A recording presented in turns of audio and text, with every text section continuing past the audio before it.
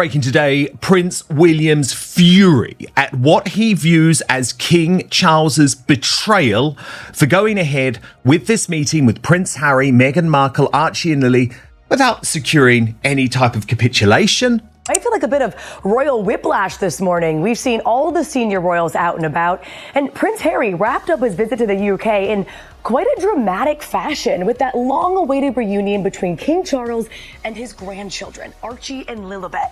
I think that's very deliberate. I see this whole meeting less a family reunion and more of a test as to whether Charles can actually trust his younger son again. I don't think they'll ever trust Meghan again, but I think he's very keen to build a relationship with Harry. From the Sussexes without securing any sort of apology from the Sussexes. It is truly awful. New details emerging from Katie Nicholl, the royal editor of Vanity Fair, who writes that King Charles was adamant that the reunion be kept private. She's reporting that while the palace would not comment on the meeting or how long it lasted, it is understood that Camilla was present. A source tells Vanity Fair that no photographs will be released to the public and that Prince Harry has assured King Charles that he will not speak publicly about the get-together. However, a source close to the Sussexes said Archie and Lili were very excited about seeing their grandfather, adding that there have been calls from a rather frantic Harry to his father's aides trying to make this happen. Meanwhile, sources close to King Charles said he wanted the meeting, but was adamant it must be kept private. Sources close to Queen Camilla said she was also looking forward to seeing her step-grandchildren and wanted to be by Charles's side. But Roya Nika in the Sunday Times reporting over the weekend that the Prince of Wales makes of his olive branch, well, not much. She writes, he won't like it, that's for sure. While William now rarely speaks of Harry in royal circles, his feelings of betrayal by his brother's departure from the monarchy and subsequent outbursts will sting. She adds that Friday's family reunion suggests he has been proven wrong. This is Harry on another remark in his interview when he repeated his long-held view that it was not safe to bring his wife and children back to the UK without armed police protection, as he had as a working royal. Meghan was able to quietly slip undetected into the UK with their children on Thursday from their holiday base in Europe during their visit, and it has gone without a hitch. During the event, Harry told children who had lost parents that he marks the anniversaries of his mother's birthday and death with lemon drizzle cake. Asked what makes him laugh at the end of a difficult day, he said, Now, do you notice who Harry did not say makes him laugh? A certain Meghan Markle. There's really been a lot about the negativity in this marriage which is coming through across the course of this visit too. Roy Anika goes on to say in the coming days the Sussexes will spend time catching up with friends in the UK, and Harry is said to have pledged not to think about the court judgment. Oh, I wonder why, and whether to appeal against it until he returns to California later this month. Well, if he wants to lose another few mil, why not? My dog makes me laugh. My children make me laugh. A laugh at the end of a hard day is the best medicine. Battling is what he knows. Combat has become his default position. The warrior prince who twice went to war for Queen and country has spent so many years fighting with his family, the media, the government, and anyone who doesn't see the world his way.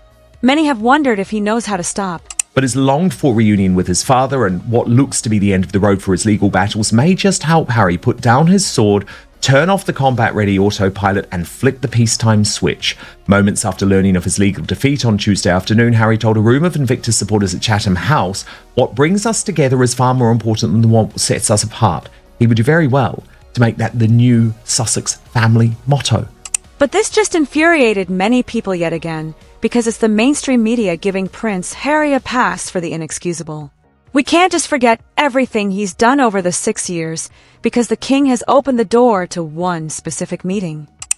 And Tom Sykes, by the way, is very on top of how Prince William really feels about all of this, something that the mainstream media just won't report. But before we get there, let me just show you Sykes of the Royalist Substack revealing the choreography of how this all happened. And I think if you're like me, it's going to make you feel a little bit queasy.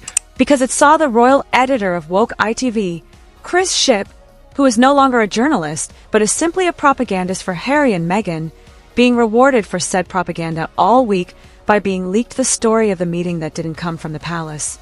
And then this rumour started to go around. Well, actually, it was more than a rumour because Chris Shipp had explicitly written it on his ITV website. Chris Shipp is, no. Shall we put it diplomatically and say he's known to have good contacts within the Sussex organisation. And Chris was there, looking quite pleased with himself as well in the press pen, and everybody was there. And this rumour started to go around that they were going to be seeing Harry, Meghan, and the kids at Highgrove that evening. Then, of course, people started to think about the king. Obviously, there's a lot of royal rota people there who know a bit more about the king's schedule than I would know because I'm not in that group anymore. And their phones started to ping, saying that, first of all, seemed that Charles was going to be done by 3:30, didn't seem to have any further appointments, was in Oxford, not a long way away from Highgrove. Harry was 90 minutes from Highgrove. The whole thing started to gather pace. Then there was a last minute, and just basically everybody, all the journalists just started to leave. And by the way, if you believe the Royal Rota journalism, they say, sources have just confirmed. No, Tom Sykes said it was just posted on the Royal Rota WhatsApp group. The message had gone out on the Royal Rota WhatsApp group saying that this meeting had happened. It was a background briefing from the palace, but it is official. The King met Meghan and Harry and the children, the King and Queen. But Sykes says Charles has capitulated here. And I have tremendous human sympathy with Charles. Unfortunately, what this actually is, it's a political capitulation to what Harry wanted in the first place.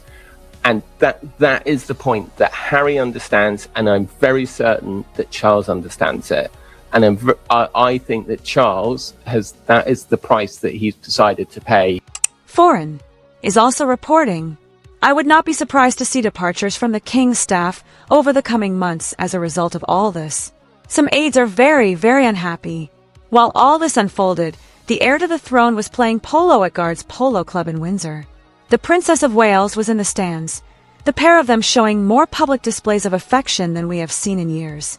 And as Sykes reported, William is appalled by what he regards as his father's betrayal. Now, Tom Sykes believes that this is very much part of what he calls the unwinding of Megxit. What's interesting is he says that this can only happen because of the King's remarkable recovery. He added, when everyone thought Charles was dying, he did not have the strength or the standing to attempt this. Now that his treatment is going well and he believes he has been gifted time, he is taking back control. And the message to his heir is unmistakable. You may not like it, son, but this is my family, and this is how I'm going to run it. History is full of impatient heirs waiting in the wings. What history has never seen is a monarch who faced death, was rescued by medical science, and came back determined to wrestle power back from an heir who had acquired a taste for it and who believes, not without reason, that his father is running the institution and constitution in a way that will damage it by the time it lands on him. The conflict between Charles and William is at the core of everything happening in the royal family right now. And Harry is currently the proxy battle. Friends say Harry woke on Saturday very happy and really energized. Of course he did. He has just turned the worst week of his public life into the best, with the only verdict he actually cares about. His father ruled in his favor.